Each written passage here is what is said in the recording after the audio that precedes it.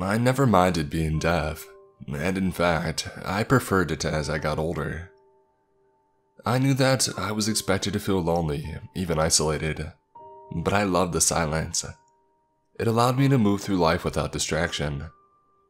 I only had to turn on the news to be glad and reminded that my genetic predisposition was saving me from a massive headache of all the unnecessary noise in the world. My parents, on the other hand, saw my disability as some sort of personal slight to them, as if God was sticking out a thick middle finger when I was born. Barbara and Louis Cascade, with their perfect upper-middle-class existence, were not supposed to have a deaf daughter. I was exactly how they wanted me to look, with corn silk blonde hair, porcelain skin, and bright blue eyes. But to them, I was like a beautiful piece of pottery, with a large, unsightly crack down the middle. Useless.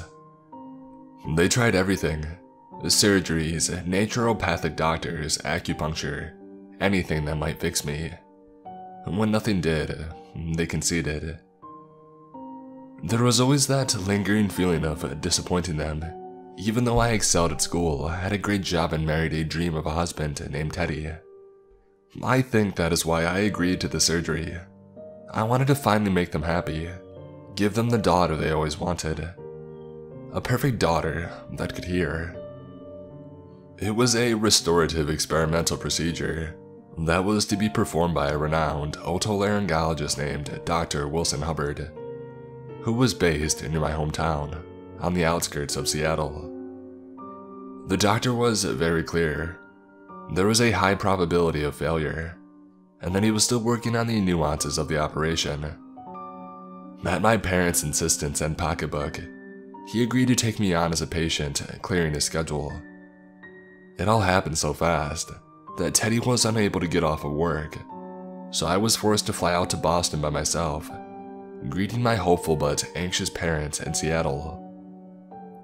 We went to the hospital, where Dr. Hubbard dumbed down the surgery to the most pedestrian of terms. I nodded along, not really taking in anything that he was saying. The night before the operation, I lay on my old bed, FaceTiming Teddy. I had become acutely skilled at reading lips over the years. "I love you too," I said, signing with my hands, before turning off the lights and drifting to sleep. I was given anesthesia, and when I awoke from the surgery, a nurse was there to help me, calling my parents and the doctor to let me know that I was conscious. "How are you feeling, Callie?" said Dr. Hubbard, stroking his white beard. He reminded me of a slimmed-down version of the KFC Colonel Sanders. "I'm okay. There's some pain in my..." I stopped, and Dr. Hubbard gave me an amused smile. I can hear my voice," I stammered. "Oh my God." My mom began crying, and her and my dad wrapped their arms around me, brimming with joy. "Thank you, Dr. Hubbard, thank you," Mom said in tears. She sounded like I had expected her to, high-pitched and jarring. My dad's voice, on the other hand, was low and smooth and pleasant. We went back to my parents' house, and I called Teddy to let him know that the surgery was, as far as I could tell, a success. "That's amazing," he said, and I was so glad to find his voice melodic. "I'm swamped at work, but I'll try to get out there as soon as I can. Promise." When my parents and I sat down for dinner, I could still feel a bit of pressure in my ears, but overall felt normal. I was talking excitedly about some of my new favorite sounds when I heard something. It was like my mother's voice, except in the faintest of whispers. "It's a shame she still has the same voice." "What?" I said, and both my parents looked at me. "Did you just say something about my voice?" My mom's face turned ashen. "No, dear, nobody said anything about your voice." She gripped her glass of Chardonnay, taking a long sip. I turned my attention towards her, and I could hear something else. It was a sound that I would later identify as a squeaky wheel, a low, ambient noise, almost undetectable. There was something else too, a hushed but warm hum. Bum ba bum ba bum ba bum ba bum, mashed potatoes. I looked over to my dad, who was heaping another spoonful of potatoes on his plate. I caught his glance and he gave me a small wave. Over the next few days, I came to discover it wasn't just my parents that I could hear, but everyone. That each person carried with them their own individual and unique sound. Most of the time, just a background noise that was so faint that I could barely hear it. I would occasionally come across a thought in words, but for the most part, it was just an audible sensation. I spent my days on YouTube listening to as many sounds as I could, so that I could identify the noises that I heard from the people around me. Mrs. Tucker, a pleasant woman across the street who was a wonderful cook, had a noise that I could best describe like teeth being sunk into fried chicken. The mailman sound reminded me of rain falling on stones. Roger, my parents' gardeners, sounded like a deck of cards being shuffled. They weren't all pleasant sounds, though. I ran into an old English teacher of mine from school, Mr. McGrath, a surly man, who sounded like a choir of farts. A mixture of small toots and wet thundering raps. I had to suppress myself from laughing, listening to the ricocheting flatulence as we made small talk. A few people had music as their sound. Not the simple rhythm of my father, but complex, wonderful areas that left me speechless. I was walking down the street and stopped in front of our neighbor, Leah Silverstein's house, an older woman, and a Holocaust survivor. I could hear her sound even at a distance, a devastating and hauntingly beautiful music that left me standing still, unable to move as tears fell down my face. My favorite sound, though, belonged to children. I'm not sure why it was, but I found that all children had the same sound, unlike adults. It was a mixture of giggles and laughter, hearty and cheerful. If I went by a playground or a school, I could hear the collective noise of joy and happiness, a magnificent orchestra that made my heart swell every time. I was shopping in the downtown area, marveling at my new reality, a life full of sounds. All I had to do was shift my focus to a person and I could hear them. Tugboats, wolf howls, rustling leaves, the sound of milk being poured onto Rice Krispies, snack, crackle, pop. And then I heard something. A boom that rang throughout my head, paralyzing me. It was like nails against a chalkboard. I could hear a word cutting through, clear and awful, repeating, hurt, hurt, hurt. I held my breath, my mind spinning, as I staggered in the direction the noise was coming from. The closer that I became in proximity to it, the more pain that I felt, like spikes were being lodged into my temples. Sweat poured down my face and I felt like I might collapse. I looked up from the ground to find myself standing in front of a dilapidated hotel, the kind that looks like it charges by the hour instead of the day. In front of me was a door marked with the number 3. I called the police, giving them my location, lying and telling them that I could hear screaming from inside the room. When they arrived, I stood back, watching as they knocked on the door. An unremarkable older man answered. As he opened the door, I could hear another noise. The soft sound of piano being played, and an undeniable word. Help. "There's someone in there," I screamed, unable to contain myself. The police officers pushed through, much to the man's protest. From where I was, I could see her. A young girl bound to the bed in just her underwear, a plastic bag covering her head. I saw the man arrested and the girl, whoever she was, rescued. To my relief, as the bag was removed, the music that was so faint increased in volume. I left before the police could ask me any questions.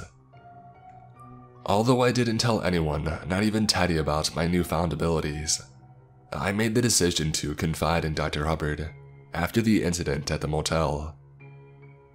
I sat in his exceptionally clean white office during my check-in and told him everything.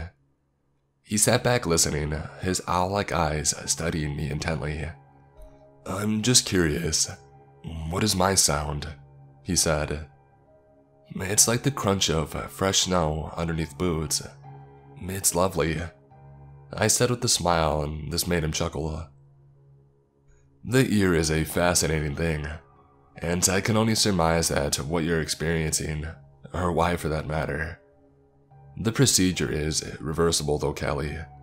I would be happy to. He trailed off. I shook my head. No, there's so many wonderful things about it. I couldn't imagine shutting it off now.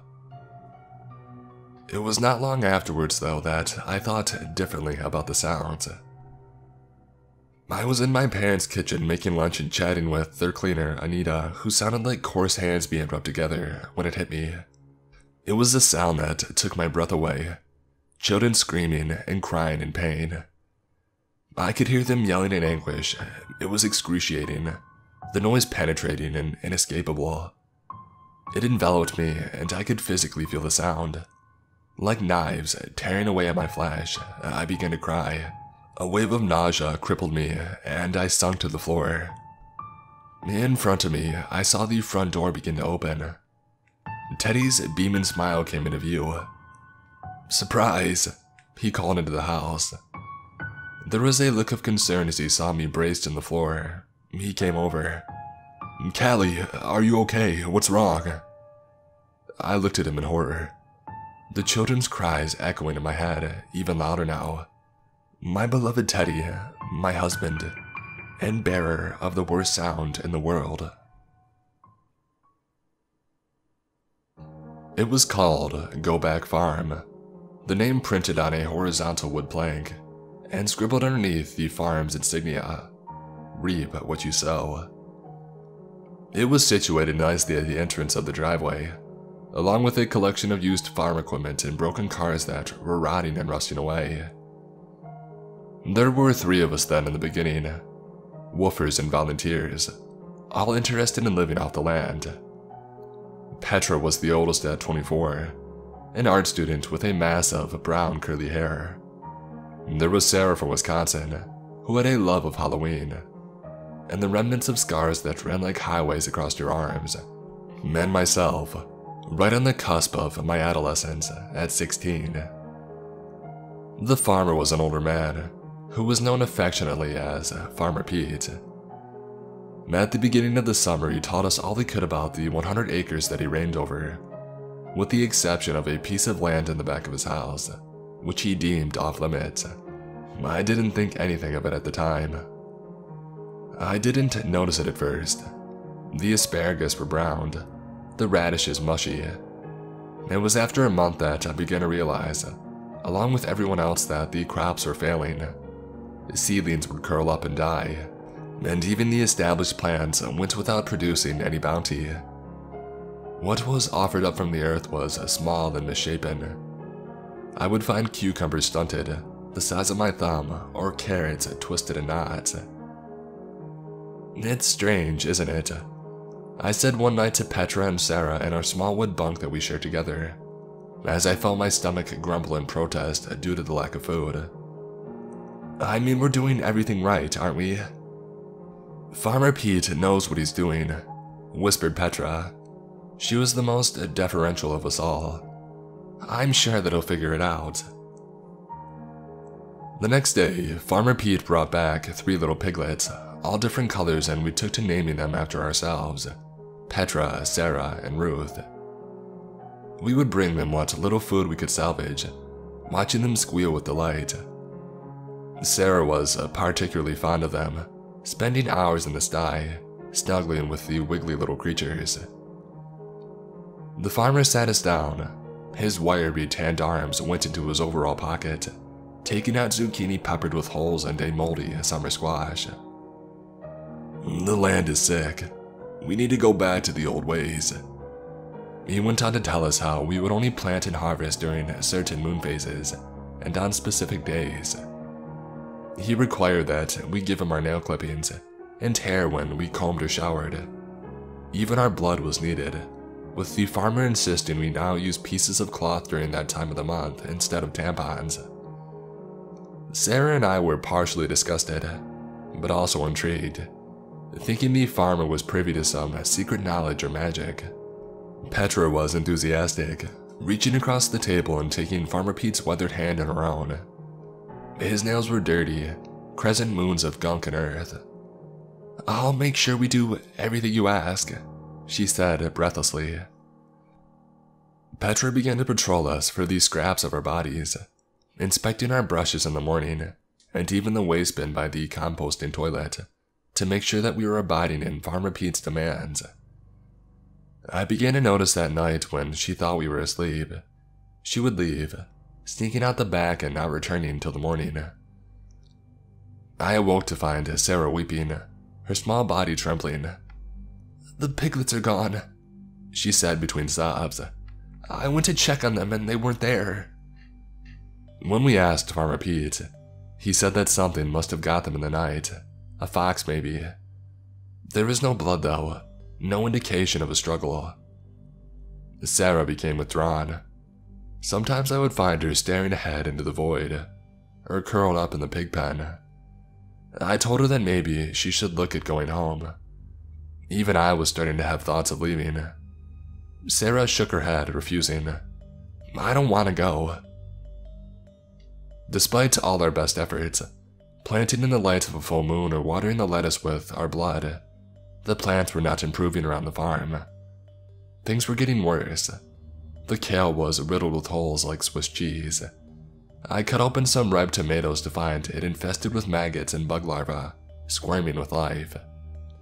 Farmer Pete was not pleased, and took to skulking about as we worked, his keen eyes watching everything. Petra came to me one day and asked me to go into town to get some compost, handing me over the keys to Farmer Pete's old truck. When I returned, I found Sarah gone. "I called her mom a few days ago," said Farmer Pete. "She didn't seem to be doing well. I'm sorry you weren't here when she said goodbye." I awoke not long after that, at night with a pit in my stomach, and went for a walk around the farm, stopping when I heard a rumbling of a truck. Staying still, I saw Farmer Pete and Petra emerge from his pickup. She was carrying something in her hand, a large burlap sack. I thought that I heard a cry coming from inside. I told Petra and Farmer Pete that my mom was going to pick me up towards the end of the week. At that time, Petra had crossed over the invisible line of worker versus employer, and it was now aligned with the farmer in my opinion. Petra pressed her soft body against mine. "We'll have to have a farewell celebration before you go." My last night on the farm, I put on my best outfit, a pair of denim jeans and a white lace top, making my way over to Farmer Pete's house. I had only been there once before, and I hesitated at knocking on the door. When nobody answered, I went around back, along the path that ran alongside the house. I could see a faint light in the distance and continued walking. It was the only part of the farm that I had never been before. As the path stopped, I looked up to see an ancient wood fence surrounding a small plot of land. Farmer Pete was standing inside the boundary, his back towards me. "Hey there," I said, coming up behind him. "Where is Petra?" Farmer Pete took a step back, his leathered face sagged. As he did, I noticed something on the ground that looked like a large white beak. It was around 5 feet in diameter and glistening in the sun. The surface was a rippled texture that looked like sand dunes. It was twitching slightly. What is that?" I said, peering down. Farmer Pete let out a sigh, his shoulders lowering by several inches. Hunched over, he looked defeated. "I didn't ask her to go, Petra. She thought that it might appease it. But it just keeps on growing, no matter what I've tried. It worked before." He looked at me, his black eyes studying my face. "The land giveth, the land taketh." I watched horrified as he stripped off his worn and yellowed overalls, placing them gingerly on the ground before going over to the beak and caressing the sides of it. The beak sprang open. The points of it were sharp like a pointed blade. Farmer Pete placed one hairless leg inside of it, and then brought the other around and lowered it in. When he was about halfway inside from his hip downwards, the beak came down hard onto him. I could hear the crunch of bones as the beak went back and forth, Farmer Pete's body dampening the earth. Farmer Pete began to scream. It was a guttural moan of agony and anguish as the beak clamped down, slicing through him. I saw the last parts of Farmer Pete as he was consumed, his face cut clean into two halves, and he was pulled inwards. When it was done, the beak stood, just as it was before, pristine and shining. I ran back to the farmer's house, screaming as I did with the terror at what I just beheld. I called my mom, the police. No bodies were ever found, nor was the beak that I would later describe to a social worker, who arrived at the scene to console me before my mom came. They thought that Farmer Pete and Petra had fled. The farm was close to bankruptcy and the mortgage was in default. After some months, I tried to find Sarah, but I was never successful. You would think that with everything I experienced, it would turn me off of farming. Instead, I put my life's blood into it, purchasing a piece of land that I am devoted to. We're a well-established farm called Roos Fruits, specializing in apples and peaches. Go Back Farm was bought by a lovely young couple not long after Farmer Pete's demise. I check on it occasionally. The land is bountiful, and they are often praised for having the best produce in our small state. It was early this morning. I was walking around the periphery of my property with my dog Scout, as I usually do, when I heard him bark. A long drawn-out growl not far behind, and then a loud yelp of pain. "What is it, boy?" I said, running over to him. He lifts his snout, and there's a little bit of blood on the tip of it, the skin slightly broken. And then I see it as clear as day. About the size of a small bird's, no bigger than the diameter of a quarter. A white beak peeking out of the ground. I'll have to start thinking about getting interns